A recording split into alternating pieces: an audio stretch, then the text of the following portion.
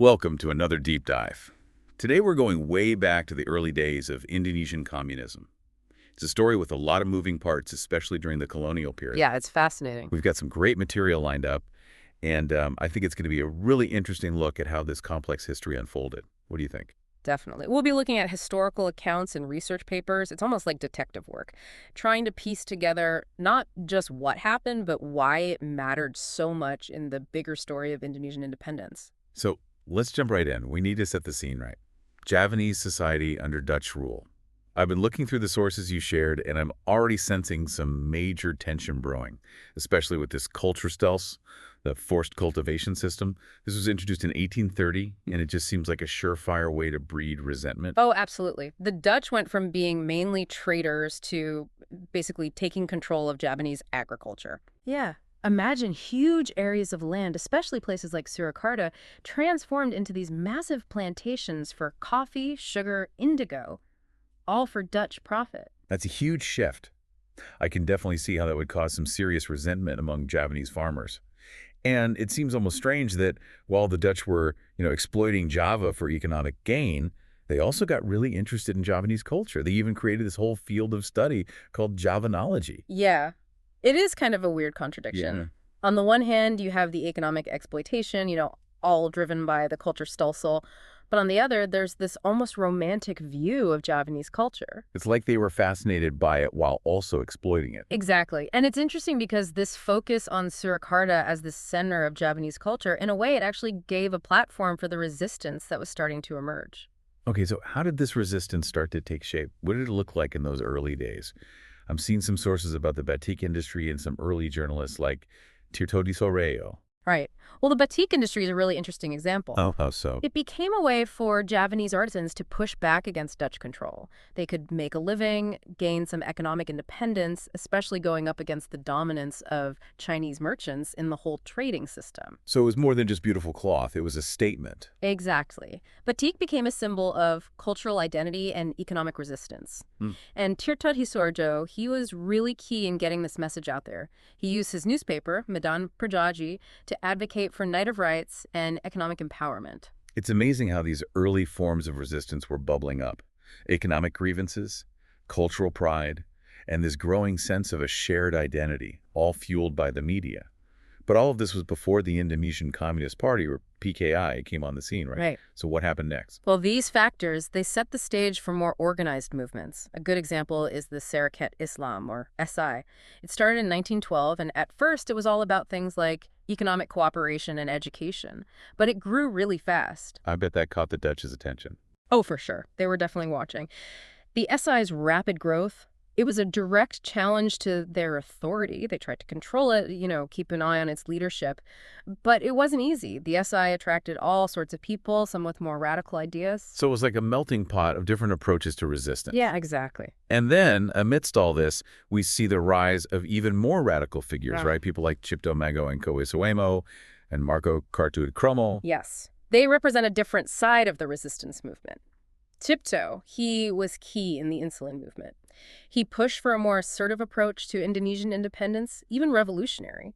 His writings were really powerful, especially Let's Over den Javan or some remarks on the Javanese. What made his message so radical? Well, he directly criticized what he saw as this, docility of Javanese people under Dutch rule.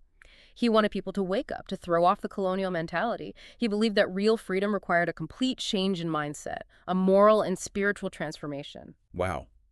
He linked personal transformation to the fight for independence. And Marco Cardoso Cromo, he was even more confrontational, wasn't he? Yeah, he was a real firebrand. He used his publications, especially Dunia Bergerac, to challenge the Dutch head-on.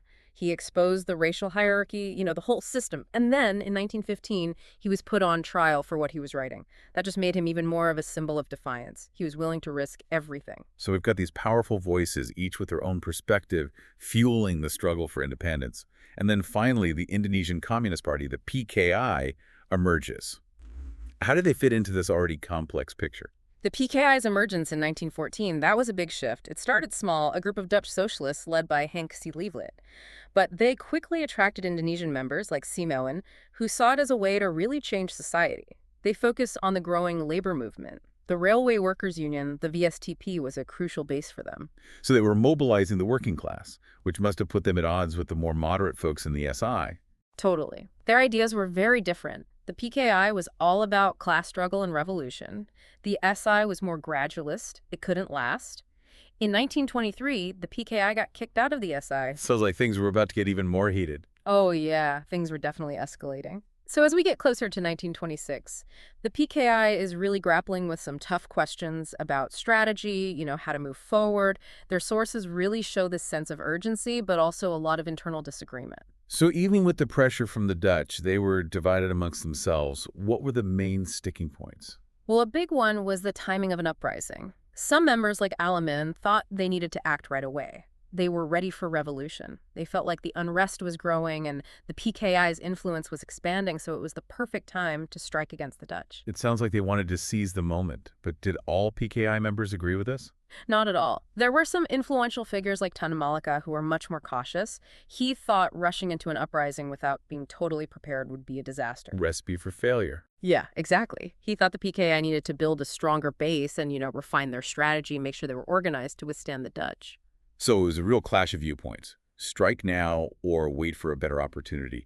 This all came to a head with the Prambanan decision right at the end of 1925. Exactly. That meeting ended with a call for immediate revolt, something that Tan Malaka was very much against. He saw it as reckless and thought it would fail. And history shows he was right to be worried.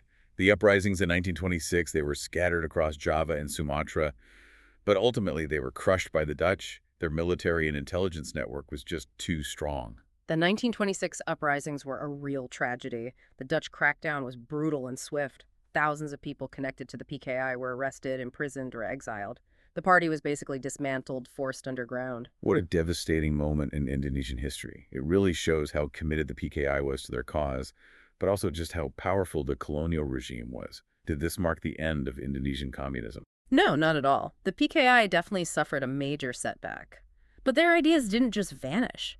Those core issues that fueled their rise, economic inequality, social injustice, and that deep desire for independence, those were still there, simmering beneath the surface of Indonesian society. So even though the PKI was forced underground, those embers of resistance were still burning. Definitely. The legacy of these early struggles, both the victories and the defeats, would continue to shape Indonesian history in the decades that followed. Wow, we've really journeyed through some complex history in this deep dive. The rise of Indonesian communism, the key players, the events leading up to 1926. It's been fascinating to see how it all played out during such a turbulent time. Definitely a lot to unpack. And even though the PKI faced those setbacks, their influence didn't just vanish. You're right. We talk about figures like Tijipto Mengo and Kopizomo and Marco Carta-de-Cromo, real powerful voices of dissent challenging the Dutch in their own unique ways. And then there's Hadji Mohammad Misbach bringing a religious dimension to the PKI's message, showing how these ideas resonated even within a deeply spiritual society. Yeah, their stories really show how diverse the movement was. Not some monolithic bloc, but a dynamic force shaped by individuals, local contexts, and those global political currents. And it's interesting how certain places like Surakarta became these hotbeds for activism and repression, really highlights how deeply embedded these struggles were within Javanese society. Oh, absolutely. Surakarta was this unique blend of Javanese culture, economic activity, and political awareness. Perfect breeding ground for the PKI's message.